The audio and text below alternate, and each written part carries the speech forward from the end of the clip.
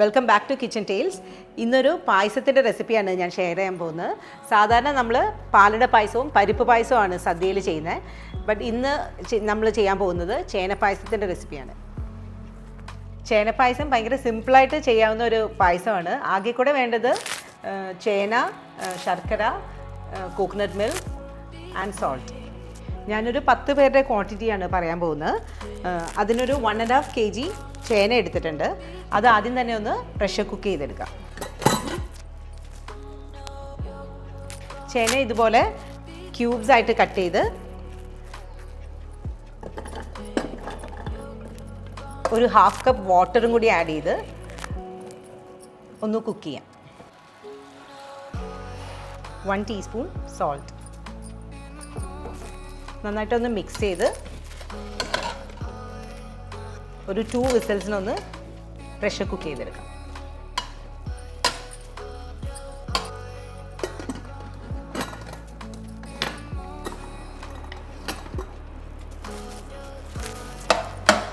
ചേന ഇപ്പം നന്നായിട്ട് കുക്കായിട്ടുണ്ട്. ഇനി ഇത് ജസ്റ്റ് ഗീലൊന്ന് നന്നായിട്ടൊന്ന് സോട്ടേ ചെയ്തെടുക്കാം. ഒരു ഉരുളിയിലോട്ട് ഒരു 3/4 കപ്പ് ഗീ ആഡ് ചെയ്യാം.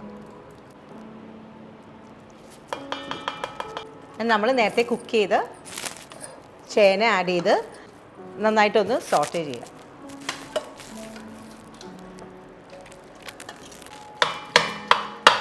ഈ ചേനയുടെ റോനെസ് മാറുന്ന വരെ നന്നായിട്ട് സോട്ടേ ചെയ്ത് കൊടുക്കണം. ജസ്റ്റ് ഒന്ന് പതിയൊന്ന് മാഷ് ചെയ്തുകൊണ്ട് വേണം സോട്ടേ ചെയ്യാനായിട്ട്. ഇതിപ്പോൾ നന്നായിട്ട് സോട്ടേ ആയിട്ടുണ്ട്. ഇനി നമ്മൾ നേരത്തെ ഗീ മെഷർ ചെയ്ത് സെയിം കപ്പിൽ തന്നെ ഒരു 2 കപ്സ് ജാഗരി ആഡ് ചെയ്യാം.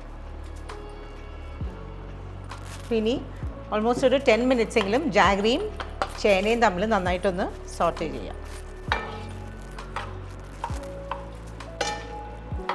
ഇതുപോലെ തിക്ക് കൺസിസ്റ്റൻസിയിലായിട്ട് വേണം കോക്കനട്ട് മിൽക്ക് ആഡ് ചെയ്യാനായിട്ട്. എനിക്കെപ്പോഴും ചെറിയ പീസസ് ഇതുപോലെ കിടക്കുന്നത് പായസത്തിന് ഇഷ്ടമാണ്.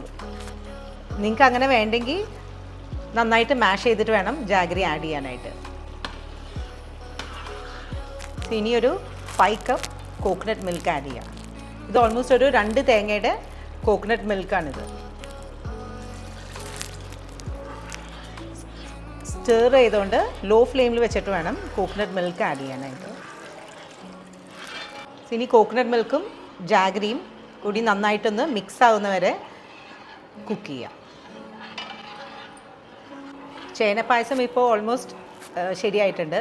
ഇനി ഇതൊന്ന് ചെറിയ കോക്കനട്ട് പീസസ് ഒന്ന് ആഡ് ചെയ്ത് ഗാർണിഷ് ചെയ്യാം. തീരെ ചെറിയ തിൻ സ്ലൈസസ് ആയിട്ട് വേണം കോക്കനട്ട്സ് കട്ട് ചെയ്യാനായിട്ട്. ഇതുപോലെ ചെറിയ തിൻ സ്ലൈസസ് ആയിട്ട് വേണം കോക്കനട്ട്സ് കട്ട് ചെയ്യാനായിട്ട്. ഇനി ഒരു നോൺ സ്റ്റിക്ക് പാനിലോട്ട് കുറച്ച് ഗീ ആഡ് ചെയ്യുക. ഒരു ലൈറ്റ് ബ്രൗൺ ആവുന്നവരെ ഈ കോക്കനട്ട്സ് ഒന്ന് ഫ്രൈ ചെയ്തെടുക്കാം. നിങ്ങൾക്ക് വേണമെങ്കിൽ കാഷ്യൂസ് ആണെങ്കിലും ഇതിൽ ഗാർണിഷ് ചെയ്യാനായിട്ട് ഫ്രൈ ചെയ്യാവുന്നതാണ്. ബട്ട് എനിക്ക് ഈ ചേനപ്പായസത്തിലോട്ട് ഇതാണ് ഇഷ്ടം.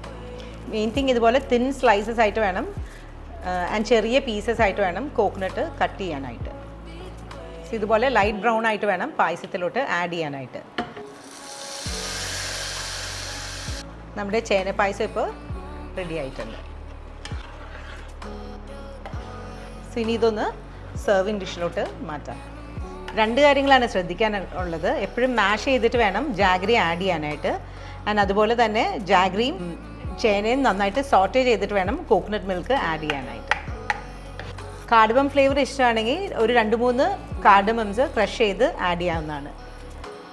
ബട്ട് ഞാൻ കാർഡമം ഇതിൽ ആഡ് ചെയ്യുന്നില്ല.